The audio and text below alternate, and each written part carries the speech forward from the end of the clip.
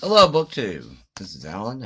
Welcome to my channel. And I thought, since I've already did a Friday reads, I thought I'd do something different on my channel. Steve Donahue does the New York Times. David Murphy does the Wall Street Journal, and Steve Donahue and Richardson Reeves have both talked about this one newspaper, and that is the New York Review of Books newspaper that I subscribe to. I recently subscribed to it because I've got several of their other books, New York Review of Books, and they sent me this nice little pocket uh, journal, diary, what have you. Really nice looking. So, and I thought we go through this New York Review of Books. The front has a nice front cover, and they have the different titles of the article. So let's go through this. So the first page, you have the contents, the contributors, and here is a book that was on Peg, the history shelf. This was, she pointed out this book. She got this book, Hitler's First 100 by Peter Fritzi. She has that book, so you go check her channel out. You get different, another review. The first page, first article is called Warren in the Trap. It's an article about Elizabeth Warren, Senator of Massachusetts, by Carolyn Fraser. I go back here to the contributors. Carolyn Fraser is a, well, and it has a most recent book is Prairie Fires, The American Dreams of Laura Ingalls Wilder. Received a Pulitzer Prize for biography. Her first book, God's Perfect Child, Living and Dying in the Christian Science Church, was reissued last fall. So this just gives a long article, goes on for about, 3 pages, about Senator Elizabeth Warren, about her experiences, about her growing up. She had alcoholic parents. She taught at the University of Houston Law School, Rutgers, and the University of Texas Law School. And Senator Elizabeth Warren came up with a Medicare for all policy that will cost $20.5 trillion over 10 years. I don't know where I read a quote. I think it was in Bernard Cornwell. It might have been another author said that there was a quote that said, "There's nothing more expensive than what is offered for free." Here's a little excerpt from this article. In high school, Betsy, Elizabeth Warren, began calling herself Liz. At the age of 13, she had been earning money, babysitting and waitressing on weekends and summers in a restaurant owned by one of her mother's sisters, Alice Reed, who lived in the back.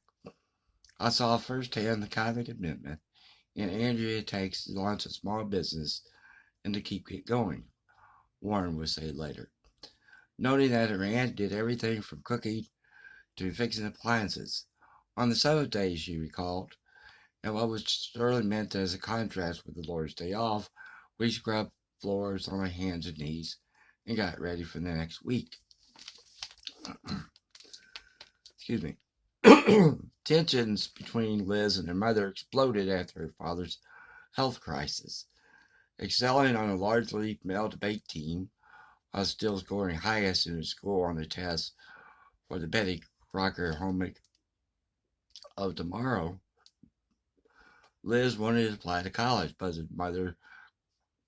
her mother was vehemently opposed, denouncing her selfless ambition. Why was I so special that I had to go to college? Did I think I was better than anyone else in the family? Years later, Warren recalled retreating in silence, staring at the floor, trying to hide in her bedroom. Her mother followed, and the girl shouted to leave her alone. Pauline, the Warren's mother, struck her in the face. Throwing clothes in the bag, Liz ran to the bus station where her father found her and sat with her, sharing his own struggles. Quietly, he took his daughter's hand and told her to persist. Life gets better, pumpkin, he told her. She wrote later. And the article goes on and on 3 pages later. And there's an article here by Art Spiegelman called Foolish Questions, and it has to deal with the cover art that's on the front about cartoons. And he reviews a book called Screwball, the Cartoonist Who Made the Funnies Funny by Paul Tooney, Library of American Comics, 303 pages, $60. And it also talks about the art of Rube Goldberg, which is going on tour in a museum. There's Seattle, one in Texas, one in Portland, Maine, one in Philadelphia, one in the Queens Museum, and Art Spielberg goes on about Rube Goldberg, who many of you probably don't recognize, but probably recognize his stamp that was listed here, put out here. And what he does is that we'll have the figure, and it'll do by the alphabet. It'll go by like it's A right here, and it connects to B, and goes over to C, and goes up to D, and goes E, F, G, and just keep following the alphabet along to see how he goes. This man goes about eating his soup. There's all these different connections, inventions, and this little fan here to blow off the soup so it's so hot. So this goes on for about 3 pages. The next one is called A Very Hot Year. It has to do with climate change, and it's by Bill McKibben. And this one will go on for about, this goes on for about 2.5 pages. They also talk about the wildfires that were down in Australia, and it was actually set. And the next one is about Ingalls Cosmic Catechism by Ruth Franklin. And Ruth Franklin wrote a book called Shirley Jackson, A Rather Haunted Life. It won the 2016 National Book Critics Circle Award in Biography. And there are 3 books listed here by Madeline L'Engle. The Carras novels, A Wrinkle in Time, and the Polly O'Keefe Quartets. 2 volumes for $80, Library of America.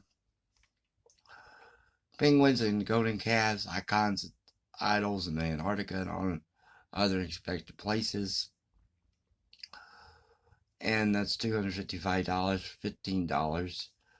Paperback by Convergent Press. The Rock That Is Higher, Story as Truth, with a foreword by Sarah Beasley.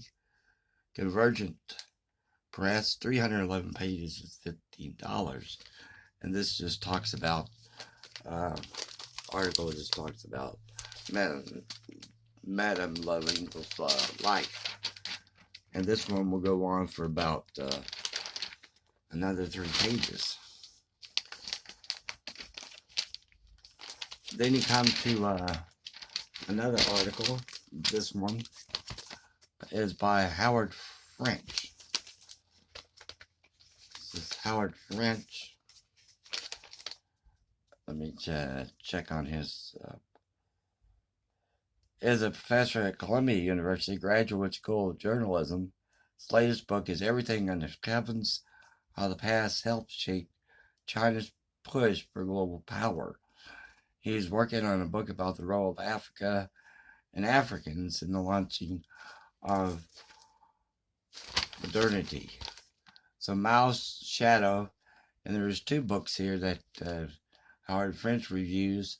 one called Maoism, A Global History by Julia Lovell, Conf Press, 610 pages, 3750. And then another one, China's New Red Guards, The Return of Radicalism and the Rebirth of Mao Zedong by G. Blanchett.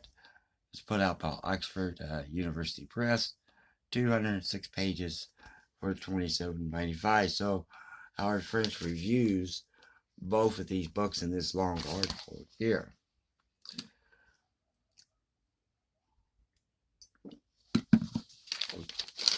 So, and then they always have something that's going on at the Metropolitan Museum of Art.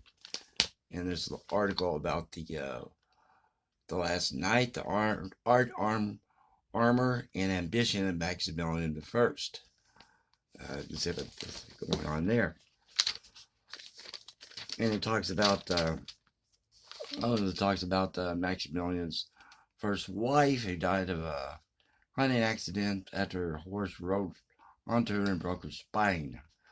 The night in the background is Friedel. It just talks about different choices. This one is called The People's Clowns by Tim Parks. It's a theater about the biography of Daryl Foe and his wife Francois Rain by Joseph Farrell. It's by Slingsley Press, and it's 474 pages for £25. This one right here apparently doesn't have an American edition yet. This one right here, I want to read the rest of this article because this one does sound interesting. Well, all of them sound interesting. This one goes about 2.5 pages. It's called The Dress Rehearsal for the Revolution by Brenda Winapple. Brenda Winapple wrote a book called The Impeachers, The Trial of Andrew Johnson and the Dream of a Just Nation, which was published last May. Well, this one is called The American Demagogue, The Great Awakening and the Rise and Fall of Populism by J.D. Dickey, Pegasus Press, 370 pages for $29.95. So Brenda Winapple reviews that book. And this is a famous painting by John Colet in 1700s of George Whitfield delivering a sermon.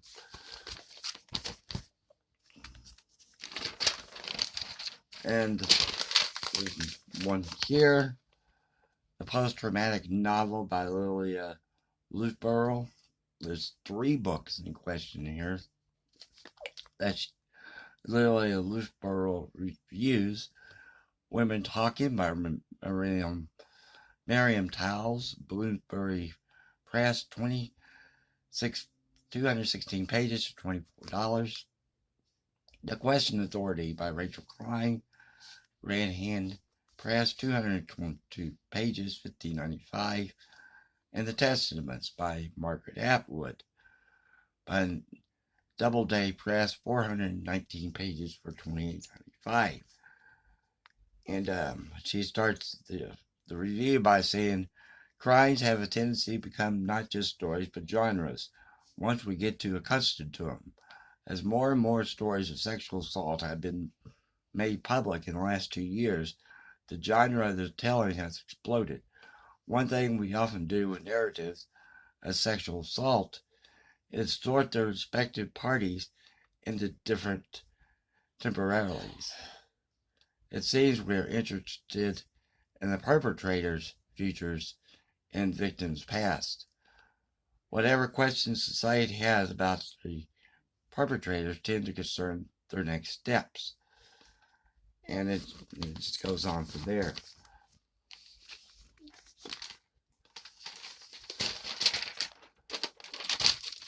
There's another one here that's called The First Mean Streets by Tim Flannery. And he reviews 2 books. Cities, The First 6,000 Years by Monica Smith, Viking Press, for $30. Against the Grain, A Deep History of the Early States by James C. Scott, Yale University Press, $18. Now I'll read the first paragraph. The rise of the city is looked upon as a dawn of civilization, but a deep mystery surrounds the first city dwellers. All we are left with is try to understand their lies or fragments unearthed by the archaeologist's trowel, and that is a slender basis on which to reconstruct entire lives. In two recent books, Monica Smith and James Scott offer a highly contrasting interpretation of this enigmatic, long-vanished people. So we have a long review about that one. And there's a review here, and the title is Never Before Seen in the West by Ian Fraser, and it's on Inland by Tia Oberet, Random House, and 374 pages for $27. And start off here. A reviewer should know better than to give away the ending of a book. But what about the beginning? In Tia Oberet's Western-themed novel Inland, the beginning appears to be a monologue delivered from one comrade and adventures to another. In a sense, it is. The person who is speaking and his pal has just been in a scrape with some writers at a boarding place. True to form, blind though you are, and with that shot still irretrievable in your thigh, you're made to stand and meet them. So it goes on. There's galleries and museums. And another review here. This is titled Nothing Beyond Nothing, and this is by Robert Polk Harrison, and he reviews Maurice Blanchot, a critical biography by Christophe Bennett, translated from the French by John McKean, Fordham University Press, 614 pages for $140. Hardback probably, and $40 for paperback. I go for the paperback. Either in spite or because of its disasters, 20th century produced an abundance of great writers and intellect. Maurice Blanchot was among the major ones. Born in a well-off French Catholic family in 1907, he suffered serious health problems for most of his life. As early as the 1940s, he would look friends that he was writing his final book, Our Letter. Yet he died in 2003 at the age of 95.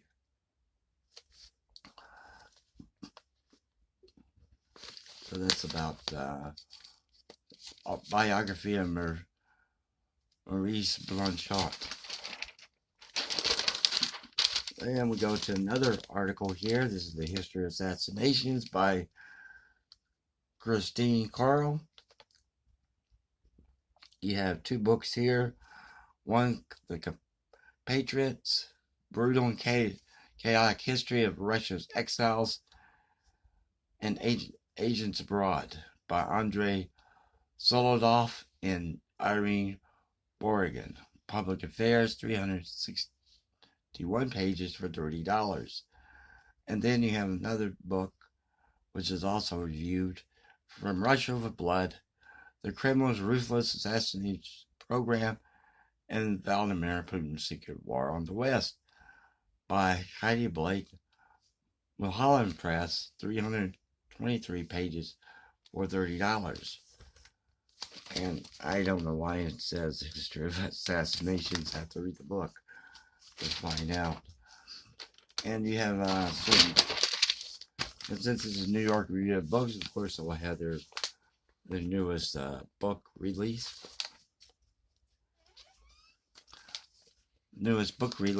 And so this is Marilyn Bone by Walter Kempowski, translated from German by Charlotte Collins. And then you have one here by Marjorie Kemp by Robert Cluck. Introduction by Colin Tobin. Then you have Independent Press listings of their book. And that's about it. The rest of them just ads and everything. Well, thank you very much. And this has been the New York Review of Books newspaper. And thank you very much, BookTube. And have a good night.